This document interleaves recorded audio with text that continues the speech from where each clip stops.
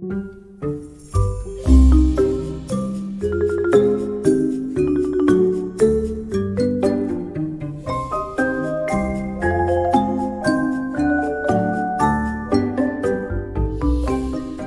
to NightMerica, a podcast that takes you on a tour of the abnormal, paranormal, weirdly true, and truly weird in every corner across this nation because, to paraphrase Ray Parker Jr., whether it's ghosts, aliens, monsters, or monstrous humans, there's something strange in your neighborhoods. I'm Aaron Sagers. I am one half of your hosting team, and I am joined by Britt. She's with me again. Hi, guys.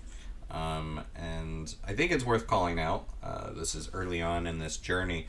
We are recording this podcast. This is like our quarantine endeavor, our social distancing podcast. So during these times of quarantine, of self-quarantine, we are holed up. You might hear some things in the background like traffic or perhaps construction, dogs. Maybe a dog or two. We're recording this in my Brooklyn apartment. In bed. City. In bed. I don't know. There's construction going on in his kitchen, so we can't be there. The dog is snoring on the couch, so we can't be there. So we're in bed. So there's the part of these podcasts when you overshare. And I think that's it. That was it. It's an audio medium. They don't need to know everything. I mean, why not? Let them have the picture. We're sitting in bed. We got our laptops ready. I am drinking coffee. Aaron's having some coffee. Yeah. So okay. We don't need to necessarily go through every time who we are, but let's do it one more time. Of course, I'm a paranormal journalist, into folklore, work in this world quite a bit. Talking about the unexplained paranormal. So that's pretty clear why, how I got here. What's your background and interest in this? I have always been interested in true crime and creepy things. In one episode, who knows when it will air out, but I confess that at 15 years old, I got really into Dateline and my beloved Keith Morrison, who Aaron does not know, which is quite upsetting to me. But I recognize who he is based on the face. If we're going to out one another's lack of knowledge, I was conducting an interview with Robert Englund, and you didn't know who Robert Englund was. So, but I know in the scheme of Freddy things, Krueger. I just didn't know Robert Englund's name. Yeah, we should watch those levels, man. I'm spiking there. Both of us are spiking. Yeah. That's when it's going to get all crackly and poppy. Oh. Neither of us are audio engineers on this. So. Hell no. I'm a retail manager. So, anyhow, and also I think the thing with this is that we are setting out shared interests, different backgrounds, but also, a woman of 30 and a man of 42. 62. Whoops. Man, the hits keep on coming, different kind of experience and thought processes. So each week, kind of instead of talking about just a ghost story or a story of UFOs or cryptids, we're gonna just bounce around the place and each kind of tell a story based on types of locations. So, where did the idea of parks come in? Because we're going to talk a little bit about parks. We're going to break the rule a little bit. We're going to talk a little bit about parks, but where do we settle on that? I don't know where the idea from parks came up. I feel like we were just talking about kind of creepy places or places where creepy things happen that aren't normal. Like, you think of cemeteries. You think of, I don't know. I mean, from the true crime element, a lot of, people are found in parks. True. So there's that. I mean, unfortunately, a lot of, mischief and mayhem. Yeah, the preppy murders in Central Park. Yeah. And also, I guess, there's have been a lot of stories of, Sasquatch in national parks being spotted. But also, as a gathering place, it's a place of a lot of activity. a lot of things are happening, which can kind of instill some energy in the spot. Mm-hmm. It also is a place where I think for people that find kids occasionally creepy, just the idea of like the 1-2 Freddy's coming for you, the kids on swings, phantom swings, merry-go-rounds that are like moving on their own, things like that. Yeah. Have you heard of the show Paranormal Caught on Camera? I've occasionally seen that, yes. That joke, 3 episodes in, still fresh. I think you should keep making that But joke. in Huntsville, Alabama, there is a park that's near a cemetery where the swings move all the time, and it's thought that the children that are buried in that cemetery go and ride the swings. It's like creepy things like that. Well, just you wait, because there are more episodes of Paranormal Caught on Camera on which I am a panelist, and we might have some more from things like that. So keep your eyes and ears peeled for that. So parks. So we said about talking about parks, but then we both broke the rule, and we're doing like mansions near parks. Yeah. Have you ever walked into a location like a big mansion, or maybe a hotel that used to be a mansion, and think like, this is just something happened here? It's creepy, either haunted, or you just knew somebody had been murdered in that location. Ever walk in a place like that? I've never walked in a place like that, but if you're setting me up for my story today... I was just asking, like, have you ever walked around with, like, a building like that? Not knowing that it was haunted or anything. Like a vibe or anything? No, the story that I'm telling today, that is like... We're not talking about that. I know, but that's like the only example that I have of getting a vibe around a house. What about you? Oh, yeah. I mean, my great aunt... She was a great aunt. Lived in a fairly large house in Florida with a basement, which was notable in of itself. And it was sort of a gothic house in Florida, Ooh. which is odd. Yeah. And she was a lovely woman and a very warm woman. But there was just an element of that house that creeped me out. That really just seemed like, especially one spot of the house was right by the basement steps. Just really terrified me as a child. Did anything happen there that you know of? Not that I know of. Although I did talk to my cousin once, and he kind of referred to the same thing. So that was a lived-in house, but it was a house full of like happy memories. But there was just like that one. We would spend every Thanksgiving there. It was a great place.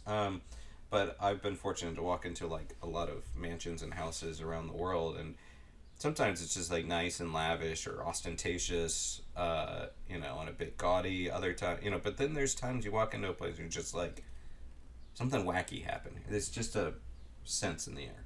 Yeah. Such as now you're setting me up for my story. Such as the location that you're about to talk about today, which is a place you have visited. Yes. And now, go Britt. So I'm excited to talk about this story because, as Aaron said, I did visit this place last summer. I went to California with a friend, and while they were working, I gave myself a tour of creepy crime scenes in the area because I am that person. So we went to Los Feliz, which is a neighborhood in the Hollywood Hills. And it probably sounds familiar to you because there are a ton of crime scenes in this area. So the place that I'm talking about today is first called the Los Feliz Murder Mansion. So there's that. I brought it up for the park episode because it's about a block away from Griffith Park. Very close. Very close. And a 20-minute block from the Griffith Observatory, which is in the Hollywood Hills and super gorgeous. Close enough that people would be like, hey, there's the Los Feliz Murder Mansion. Yes. Right by Griffith Park. Yes, exactly. Really forcing the theme a little bit, the park theme. But in this neighborhood, right around the corner from the murder mansion is the Ennis House, which is where the House on Haunted Hill was filmed.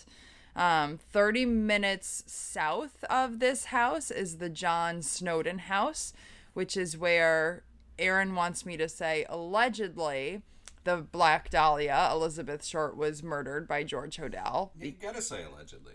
Yeah, but he did it. I highly recommend listening to the Root of Evil podcast. Even his kids have come forward saying, like, without a doubt. And if it wasn't Elizabeth Short, then he did hurt a lot of other women in this house. But the Root of Evil podcast is really great. So definitely listen to that. Well, can I just... Please. Weigh in a little bit always. I mean, look, even though I don't really do hard news reporting, I started out as a journalist, I still work as a journalist, and facts matter. And it's important to, like, until something is definitive, really confirmed and definitive, you do say allegedly. I say allegedly when it comes to ghost stories and reportings, because it's still not even, like, factually pinned down. It's all theories, and it's stuff that we think, even if we have a pretty good sense of what's happened. But, and it's a good way to just cover your ass, too, so that way you don't get yourself into trouble. But, True. But that said, sorry, not to sidetrack. Well, that said, so yes, it's 30 minutes south to the John Snowden house, which is also just really cool architecture. But then 30 minutes east of where this house was that I'm talking about today, the LaBiancas were murdered by the Manson family. So lots of bad stuff happening. So a lot of really bad stuff happening in this house. So to get started, in 1950, Dr. Harold Perelson, it's such a hard name for me to say. I was in speech therapy until, like, I was way too old for speech therapy. So Harold Perelson is really hard. One. He bought this Los Feliz murder mansion. It was not a murder mansion at the time. It was the former home of... Kind of setting you up for failure. A former home of Frederick Zelnick, a German producer. But Harold Perelson bought this home for $60,000, which in today's money is $900,000, which, like, is a lot of money. But also for a home on the Hollywood Hills, like, that's not a bad price. And this home was giant. So it had... well-to-do family, got it at a bargain. A glass conservatory, several master bedrooms, which is a favorite fact of Aaron's. Yeah, because they can't all be masters. They can't all be master bedrooms. But apparently they can. Anyhow, they can. Anyhow. So the family, despite living in this luxurious home, had, like, no money. They had 2 lawsuits that had taken a long time that they barely got legal fees back for. They lavished gifts on their daughters and, really made it look like they were rich, but they weren't. They were in huge financial hardship. How many kids? They had 3 children. 3 kids. He was a doctor? He was a doctor. Right. Yes. Overextended, broke. Okay. Yes. Not a good sign. Not a good sign. Not a good start. So on December 6th in 1959, Harold came home from his work as a doctor, a heart surgeon. They had their kind of 1950s family life, dinner, TV, kind of caught up with the kids, and then everyone went to bed. Harold went upstairs and read Dante's Divine Comedy, some nice light reading before bed. And then the horror begins. So at 5 a.m., Harold got up, went downstairs, took a ball-peen hammer out of his toolbox, went back upstairs, and brutally attacked his wife, who was asleep. He hit her so hard the bed was soaked in her blood. But she didn't die. She just laid there asphyxiating, which is so horrible to think of. Slow, painful death. Slow. Probably her brain's still firing enough to wonder what just happened. Yes. Yeah, horrible. He then leaves her and goes into his eldest daughter's room. Her name was Judy. She's 18 years old, and he strikes her in the head while she's sleeping. She wakes up because, of course, and starts screaming. And a woman who lives across the way heard the scream and said it was like the most animal, guttural scream she'd ever heard. And it alerted her immediately. And she knew it was Judy. Like, she could tell from the tone of voice that it was Judy. Right. So, which is notable, too, because, like, in a big house, Probably lots of land, probably spacious plot not a ton of land, no. But still, the scream that's echoing enough that it's like carrying. Yes. That to me is waking people up. Across the street. Yes. Sorry, go on. So she is screaming to her dad, "Don't kill me, don't kill me." And her dad tells her to lay still and keep quiet, which is so, it like honestly makes my stomach clench to hear that. Waking up to this ruckus, the two youngest children, who are now 9 and 13 years old, wake up and walk out into the hallway, and the dad turns around and says, "Go back to bed, it's just a nightmare." Mm-hmm. Horrible. But as he does this, Judy has the opportunity to get out of bed, run down a flight of stairs with this ball peen hammer hole in her skull, and run across the street to the neighbor's home.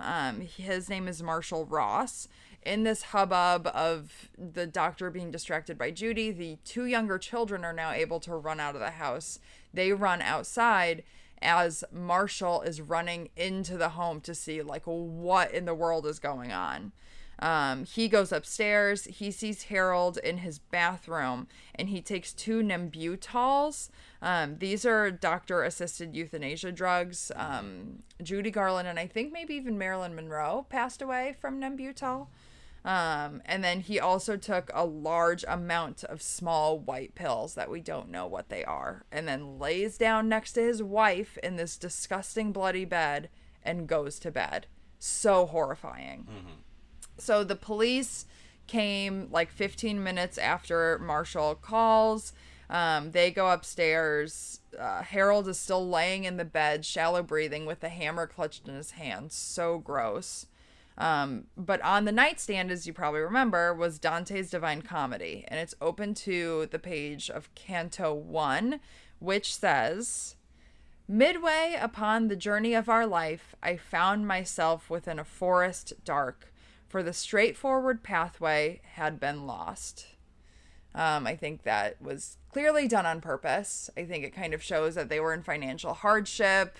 His life had gone off the rails. He didn't really know what to do, and kind of felt like he was saving his family by ridding them of this financial hardship, ridding them of this life. Right, and you've mentioned before that in some cases of patricide, killing the entire family is like saving them from the shame of the ruin of the, but it's also just like such a cowardly. I mean, so cowardly. Granted, there was something that snapped inside this guy, but it's also it's such a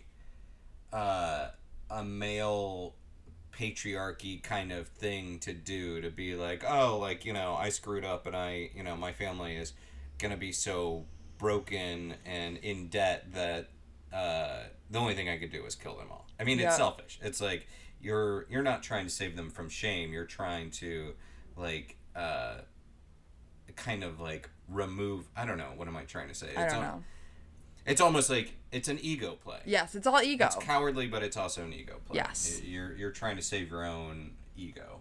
Well, jokes. Do you think that the you know, there are books and stories and verses that supposedly even certain music that supposedly drives people insane or makes them snap? Do you think Dante's Inferno in this case was that the thing that made him insane? Or you think that was I think he was insane already, this was and his mantra, yeah, I don't believe that books make people insane. I think people are insane and then attached to books, like the man who shot John Legend. Oh my God, the man who shot John Lennon was clutching my favorite book, The Catcher in the Rye.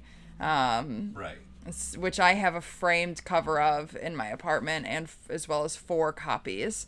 So what does that say about me? I mean, it sounds a little eccentric, but yes. I mean, yeah, I know. Like I won't say his name. I know who he is. I won't say his name, but yeah, his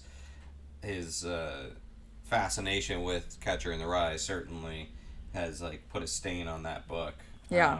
But okay, so go on. So the joke's on Perelson because the kids all survived. Believe it or not, Judy survived. I would say that's a joke. Well, it's not a joke on him, but it's like, fuck you, dude. Like, you don't get to get away with this. So the children all survived and they went to live with their mother's sister. They've changed their names. We've not heard from them again, which good. These people deserve to live their life and not have us bug them. A year later... Oh, yeah, because, if, like, anybody did enough research and found out where totally. they ended up, they would never have a moment's peace. No, and they deserve peace. They've paid their dues, man. So this is where it starts to get a little bit weird. I think it got weird before then. I think the murdering your that's tragic. That's tragic. This is weird. So the house is sold a year later to a couple who never moves in and use this like 3-story beautiful home in the Hollywood Hills as a storage facility. And like they set up a Christmas tree with presents. The Perelsons were Jewish, so, like, there's a lot of rumors that it was theirs, but it's not. Wait, so they never lived in the house, but they set up a Christmas tree with presents? Yes. And you have no information as to why? No, no one knows why. Because that's not just a storage unit, that's like... It's odd, and they have, like, SpaghettiOs in the kitchen, and there's, like, an issue of Life magazine, but everything that's in there was published or produced after the Perelsons moved out, so it wasn't theirs. What if they had someone like living in the house, like a squatter? No, not like a squatter, but like their hidden relative or like someone that they didn't want exposed to public. Interesting. Maybe. Did I just blow your mind a little bit? No, I don't think it's true. So. Yeah, because it makes total sense. They would just set up a Christmas tree and presents in the house. Well, no. So what the thing is then because it was empty, people were trying to break in. Right. So there was a security alarm on the house. There was a woman who at one point went to break into the home and the security alarm went off and scared her. She ran out and found she had been bitten by a black widow spider. Was hospitalized, but when she came home from the hospital, she was starting to have trouble with her own security system, and it was like going off in the random times. It doesn't really strike me as I know, but it's or odd. It just seems it's like a paranormal podcast, so I'll bring it up. You broke into a house, you got bit by a black widow spider, okay, and then you suffered your home security system started malfunctioning. Stops working. Ooh, coincidence? I think total coincidence. But okay. But although this just lends itself to my now theory, now I'm the expert on this case, that the family, when did the other family buy this house? That I don't have offhand. I don't know. But okay, but this lends. I think it was like in the 60s. Lends itself to my theory that these other people bought it. Maybe they had, like, some sort of child or relative that they were ashamed of, or maybe... You think it was Grey Gardens? Like that. Yeah, maybe. Maybe. Well, it wasn't because people broke in and there was never anybody there. That they discovered. Like, maybe this woman broke in and she's roaming around, and the thing that set off the alarm system was this hidden person in the house, and they chased them out. Okay, well, I'm going to end my story so that we're not running on time. But a current neighbor also feels like there's something non-human lurking in the house and actually covered the peephole to her door because she felt like it was, like, watching her. From across the street. But like I said, I agree there was a weird energy about this house. I walked past it and actually didn't believe that would even be the road that it was on because it just felt... dark. It just felt heavy. But I did go. I took pictures. I will post them on our Instagram, NightMerica Podcast. But I could not get away fast enough because it was super creepy.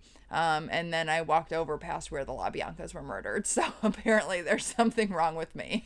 I mean, I don't know. There are places that have perhaps bad energy already to begin with, or maybe even like something about the land that they're even on. There's just something bad about it, and then there's incidents where it seems like when bad things happen on that place, it kind of like scars it. It's like a psychic scar of like bad energy, bad juju. Isn't there a story like that in Prospect Park? Yeah, but I'm not ready to get to that yet. Oh. And there was like was it Amityville? Yes. Or is that oh no, it was The Haunting. The Haunting, that the quote from Shirley Jackson's story is that some houses are born bad. I love that quote too. I do too. Some houses are born bad, so who knows? Maybe there was something. It could. I completely agree. There was something eerie about that house. Like, I didn't even really want to take a picture of it. It just like settled weird to me. Yeah, I got that feeling long ago when I first went to New Orleans and I saw the La Laurie Mansion before it was popularized. You did it before it was cool. I did it before I was cool. I was like a paranormal hipster. No, I was just very young, and it was before there was really like the ghost tours talking about that tale, before people knew all about it. And even before I knew that story, I walked by it, and I got just this really unsettled vibe about it, and later on found out the story of the place. And I'm like, that is odd. And that's the story of, like, Duffine LaLaurie tortured her slaves, and then there was possible like medical experiments done on slaves and everything. It's a really terrible tragic story. So yes, I will transition to my tale, which is, thank you for trying to give me a segue, which I just totally denied. And this is nearby. So as I said, I live in Brooklyn, recording this in Brooklyn. In his bed. In my bed, at the moment. And this is in Prospect Park. Now, Prospect Park, a rather large park. It's sort of the Central Park of Brooklyn. It's done by the same designer as Central Park. It's a gorgeous, sprawling area. Well, at one point, there was the Villa Litchfield. And the Villa Litchfield was once on its own estate, owned by Edwin Clark Litchfield. This was in 1854, before it became part of Prospect Park. And the story with it is quite a lovely building. It was supposedly a location of demonic possession. Ooh. Before I get too far into it, I just want to give a shout out to L.V. Salazar, the author of The Ghosts of Brooklyn, who wrote a really good version of this, and then also the website brownstoner.com. I love that name, Brownstoner. They have good kind of breakdowns of the story. So to go into it, basically the story has it that Mrs. Margaret Cahill was distraught over the death of her son during the Civil War. Civil War was still raging on during this time, and she decided to hold a seance to communicate with her dead son, who she believed she would never see again in life. This was pretty common at that time. The Civil War certainly was such a traumatic, emotional time in our nation's history, and spiritualism was poised at this moment. Spiritualism, the philosophy that communicating with the dead is a good thing, is a healthy thing, and you can hold seances to do so. And Mary Todd Lincoln, Abraham Lincoln's wife and then widow, she organized seances because she was grieving for her own son. And even Abe Lincoln attended one of these seances, it was said. Interesting. Did he believe in it?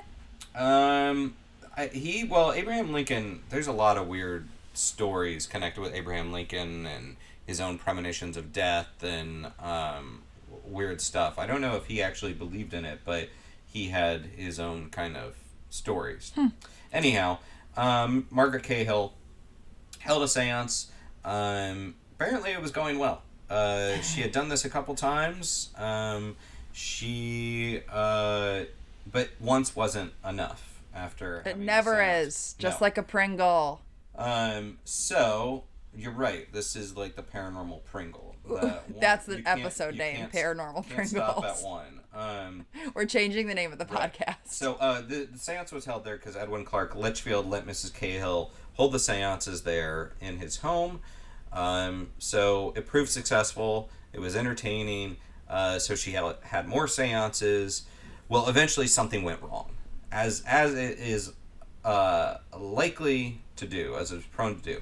Now, some say that her son was confined in hell, and that by communicating with him, demons entered our world. I don't know where that information comes from, but some say, which means that there's no real good source on it. Others believe that the seance was conducted improperly and that a vortex was opened, allowing for the demonic possession of Villa Litchfield. Very hardcore. Sure. A few other people said that one of the participants of this seance was already possessed or already dealing with some sort of demonic attachment, brought that to the seance, and in turn released a demonic presence within this house. Dude, leave your baggage at the door. It's true. Although that one actually, I like that theory. But out of all these things, whatever, it was scandalous. It became a story in the area. And shit got real. Or unreal. Paranormal. Shit got paranormal. Because apparently what happened is this seance went so bad that the table vibrated. Lights flickered. Okay, not too shocking. First, there was a rumbling in the air. The air itself seemed to whirl and twirl in an inexplicable manner. The shaking intensified to the point that plates fell to the floor. Pictures crashed to the ground. One of the participants, supposed Mrs. Margaret Rossiter, collapsed at the terror of the proceedings. Two other people just fled the scene, took off. Bye. Yes.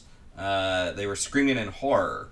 And one was almost trampled by a horse-drawn carriage. So, things were getting ugly. It is said that even the room went completely dark, and they had visual sights of demons that then vanished through the ceiling and into the upper floors, and then it stopped. Lights came back on, shaking stopped, scent of sulfur disappeared, whoop, like nothing happened. Everything was back to normal. Mrs. Rossiter was like, oh my, I just had a case of the vapors. And it was all good. But then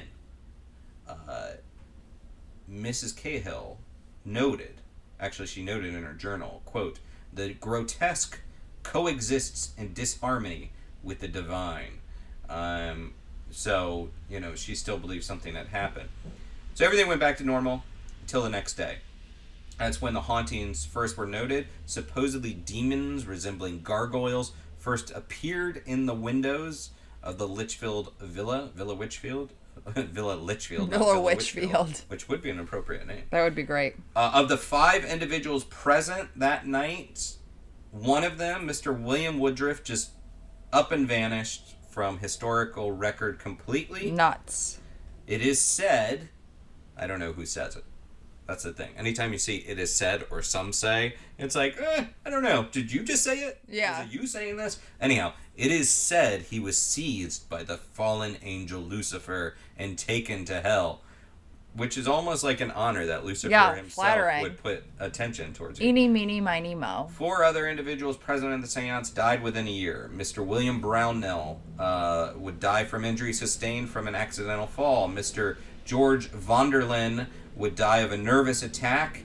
Mrs. Cahill and Mrs. Rossiter died in 1865, and the cause of death for each woman is listed as consumption, a.k.a. tuberculosis. And then Edwin Clark Litchfield, the owner of the house, said that he never sensed the presence of any demons, but apparently a lot of people that were in the household said they did. They did see these gargoyles. And 1868... he got rid of the house, was happy to do so, sold it to the Brooklyn Parks Commission, and now it is part of the New York City Department of Parks and the offices of the Prospect Park Alliance. Some say that the building remains possessed by demons in the guise of gargoyles. You can look for them in the top floors. People are still drawn to the area to hold seances on the grounds. I'm guessing probably not in the house. But supposedly, the gargoyle forms are seen casting shadows from the windows, and so that is the story. But let me ask you, Britt, do you believe that grotesque gargoyles infest the Villa Litchfield and Prospect Park? I would like to go for myself and see it. Are we able to go and do a tour? We could try to arrange one. I'd like to try to arrange one. I mean, pretty good digs if they are haunting the place. Like, that's a pretty Tony place to be living. Like, in a mansion in Prospect Park, rent free, as a demon. Yeah. Like, I would do that. Great. Like, I am curious, and I'm not saying this didn't happen. This way you told the story, you can kind of picture it all. So I'd like to imagine that it happened. I don't know if it happened that dramatically. I definitely believe there was the seance that night. But I'm curious how old all of these participants were for there to be 4 deaths after. Like, how old were they? Because if they were older, which in that time, like 30 was 100 years old, like, it wasn't quite the case in 1860. But still, healthcare was not what it needed to be. That part is true. Well, and also with the cause of death, this is the thing.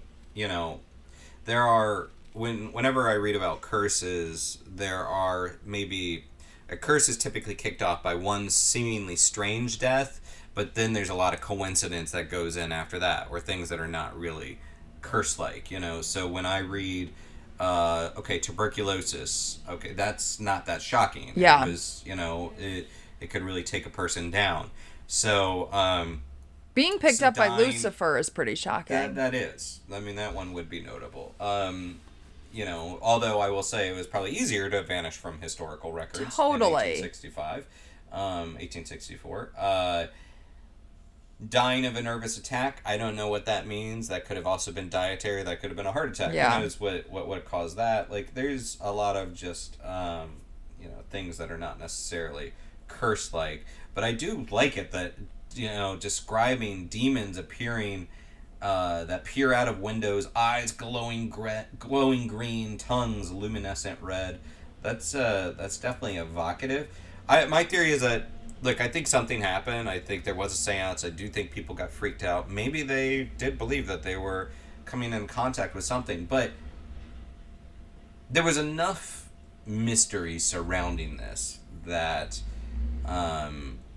this many years later, we are still talking about that story. And it lives on in New York City, a place that is very busy and populated by a lot of ghost stories. Yeah. So, did something happen? Or was it just a lot of terrified people who then told their friends a scary story? One may never know. But, if you find yourself in Prospect Park one night, and you look to the upper floors of Villa Litchfield, and you see some glowing green eyes, it might just be a gargoyle. And email us, because we'll want to hear from you. Yeah, take a picture too. Like, even if you think you're about to get possessed or eaten or dragged to hell by Lucifer, pop out that cell phone. We'd really like an exclusive. Thanks, guys. Yeah, I know. Please, if the last thing you do is taking a photo of Lucifer, it's worth it. Great. For so our worth entertainment it. and thriving podcast. I realized, did I list my sources in my story? Well, just say where you. I mean, where I can plop this in. Research some of the stuff. No, just say it now. Would you like? You don't have to be formal about it, but we just want to throw some love to the people that. Yes, I got most of my information for my story from Jeff Maish, who is a writer for Medium. There's a really fantastic article. It's probably the first thing that comes up when you Google the Los Feliz murder mansion. And then I listened to 2 podcasts, Morbid, episode 31, and Hollywood Crime Scene, episode 20. Cool. Well, I think that that pretty much rounds us down to rounds up, I guess you would say. Yeah. This podcast. Thanks for joining us for our social distancing, self-quarantining podcast, and Meanwhile, it doesn't really sound like outside the windows. If you can hear anything going on out there, it sounds like just a normal rainy day in New York City. But if you want this to continue, you should let us know.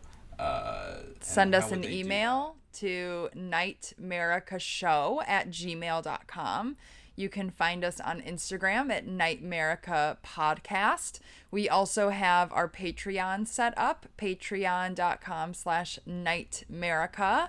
And I think that's all of our review, review, download, subscribe. Tell your friends, tell your parents, tell all those people that are social distancing. This is a good way to spend their social, and even after the social distancing, it's a good way to spend their time. Yep.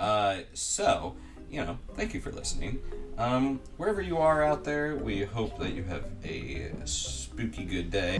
And wherever you found us, we hope we find you on another episode of NightMerica.